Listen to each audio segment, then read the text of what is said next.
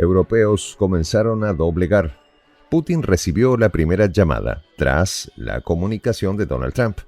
Este movimiento, inesperado para muchos, puso de manifiesto las grietas en la aparentemente sólida unidad occidental frente a Rusia.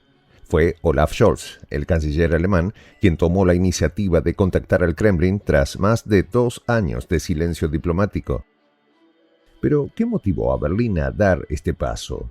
La presión creciente en Europa por el desgaste económico, el peso de las decisiones de Washington y el evidente cambio de rumbo de la política estadounidense con Trump al mando fueron factores cruciales. Sin embargo, Volodymyr Zelensky no estuvo convencido del puente que buscó establecer Scholz con Moscú. Los detalles, a continuación. Prensa Alternativa. Busca programador en Rust. Interesados, escribir al correo prensa.alternativa.casting@gmail.com. En un movimiento que pocos anticiparon, la llamada telefónica entre el canciller alemán Olaf Scholz y el presidente ruso Vladimir Putin marcó un punto de inflexión en las relaciones entre Moscú y Berlín tras 2 años de silencio diplomático directo. Este intercambio, solicitado por Berlín, evidencia un reconocimiento tácito de la necesidad de comunicación directa con el Kremlin, una postura que Occidente había evitado desde el inicio del conflicto en Ucrania.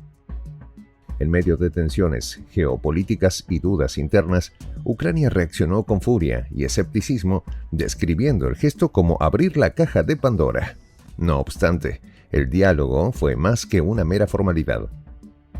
Para el mundo, esta llamada telefónica podría evidenciar que Europa empieza a recalibrar su postura, sopesando no solo alianzas, sino su propia supervivencia estratégica, ya que Scholz representó no solo a Alemania, sino, según analistas, a una Europa fracturada y ansiosa. Para el analista político Alexander Rar, Berlín buscó establecer un puente que permitía reconfigurar la estrategia del continente frente al conflicto. Su agenda, según comunicados oficiales, incluía instar a un diálogo entre Rusia y Ucrania. Mediante la comunicación telefónica, Scholz reiteró el compromiso alemán de respaldar a Kiev durante el tiempo que sea necesario. Sin embargo, el Kremlin describió una conversación más amplia, centrada en la génesis del conflicto, los intereses de seguridad de Moscú y las condiciones para la reanudación de negociaciones.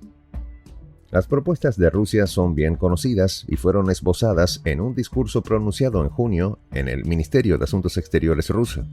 Los posibles acuerdos deberían tener en cuenta los intereses de la Federación Rusa en el ámbito de la seguridad. Adicionalmente, deben basarse en nuevas realidades territoriales y, lo más importante, eliminar las causas profundas del conflicto, afirmó un comunicado del Kremlin, subrayando que Moscú sigue abierta a soluciones diplomáticas. El contexto de esta conversación no puede separarse del deterioro de las relaciones germano-rusas, principalmente a raíz de la política de sanciones y los cortes energéticos. A pesar de ello, Putin subrayó que Moscú siempre ha cumplido con sus obligaciones contractuales y de tratados en el sector energético.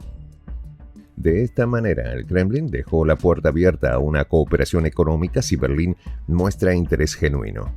Esta postura refleja una visión estratégica de Rusia, preservar sus canales de influencia en Europa, aun cuando el bloque se encuentre profundamente alineado con Washington.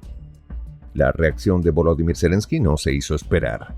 Al enterarse de la llamada, el líder ucraniano criticó abiertamente a Scholz, calificando su gesto como una peligrosa apertura. El canciller Scholz me dijo que iba a llamar a Putin. La llamada de Olaf, en mi opinión, es la caja de Pandora. Ahora puede haber otras conversaciones, otras llamadas, declaró, evidenciando la tensión interna dentro del frente occidental.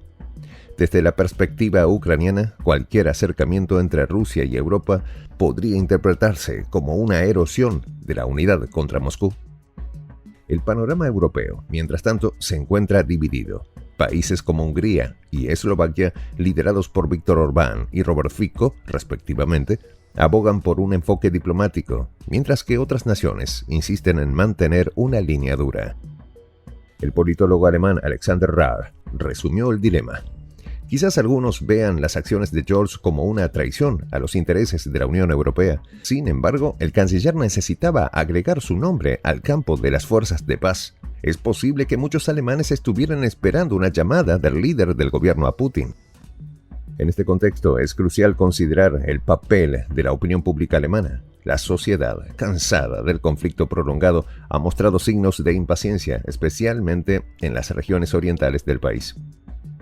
Esto se reflejó en recientes elecciones regionales donde partidos con posturas más críticas hacia el apoyo militar a Ucrania ganaron terreno. Según Iván Kuzmin, experto en Alemania, Scholz busca no solo avanzar en la posición europea, experto en Alemania, Scholz busca no solo avanzar en la posición europea respecto al conflicto, sino también ganar apoyo interno antes de las elecciones parlamentarias.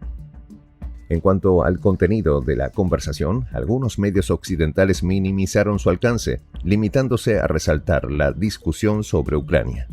Por el contrario, los medios rusos destacaron temas adicionales como la energía y Oriente Medio.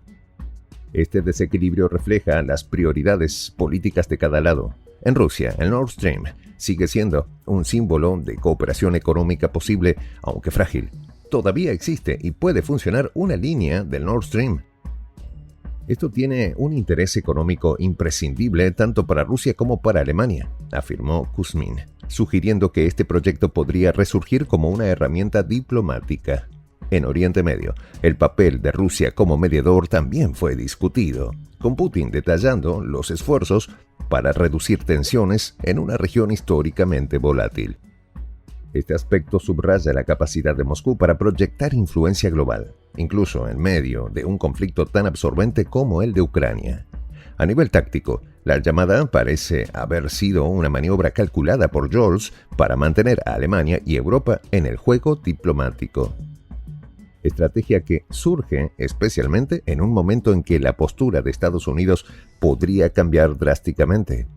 La reelección de Donald Trump, conocido por su inclinación a resolver el conflicto rápidamente, añade incertidumbre al equilibrio geopolítico. En última instancia, este diálogo, aunque significativo, es solo un primer paso en un camino largo y complicado hacia una resolución pacífica. Las palabras de Dmitry Peskov, secretario de prensa de Putin, resumen esta ambigüedad.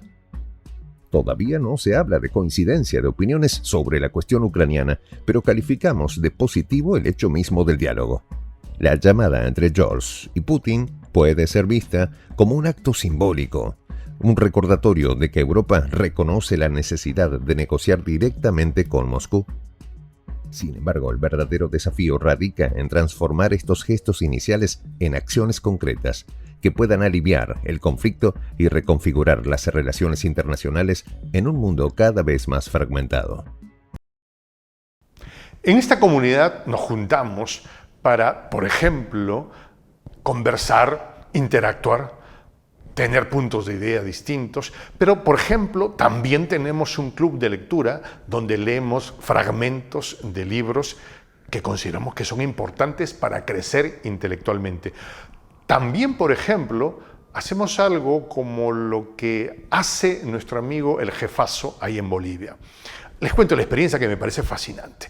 Él tiene un restaurante ahí en Bolivia y en ese restaurante, ahí viene lo que tiene, un televisor. Y ustedes dirán, pero qué impresionante, ¿en qué contribuye que un restaurante tenga un televisor ahí en Bolivia? Una cosa muy importante, porque él, cada vez que abre su negocio, prende su televisor y pone los videos de prensa alternativa. Con eso, todos los días, poco a poco, con pasos muy concretos, él hace que toda la gente que vaya a su restaurante vaya insumiendo el concepto de la patria grande. Y así, pasito a pasito, estamos construyendo la patria grande. Son esos pasos pequeños pero concretos que hacen posible que el proceso de la construcción de la patria grande sea algo que ya comenzó. Un hecho dinámico que no tiene retorno en la historia. Y de verdad, a nosotros nos gustaría que tú seas parte de esa propuesta. ¿Qué tienes que hacer? Muy simple. Dale clic en el botón unirse. De hecho, al hacerlo también contribuirás con una pequeña cantidad de dinero que permitirá que Prensa Alternativa produzca más y mejores videos. De verdad que te esperamos. La patria grande se va a construir cuando tú y yo y toda la gente de buena voluntad de América Latina y el Caribe comencemos a ser comunidad. ¿Cómo lo logramos? Interconectándonos todas las personas de buena voluntad que vivimos en América Latina y el Caribe. Y tienes una oportunidad de hacerlo, uniéndote a nuestra comunidad. Puedes hacerlo haciendo clic en el botón unirse que está en la parte de abajo. Soy el J, Juan José del Castillo, director del canal Prensa Alternativa. Si quieres ser parte de la comunidad de la Patria Grande, suscríbete a nuestro canal. Si es que quieres que te lleguen las notificaciones cada vez que subimos un video, activa la campanita. Si quieres apoyar a nuestro canal económicamente, puedes hacerlo a través de PayPal. El enlace está en la descripción del video. A nombre del equipo de Prensa Alternativa, me despido con esta expresión en el quechua milenario, Tupananchis Kama, cuya traducción es hasta volvernos a encontrar.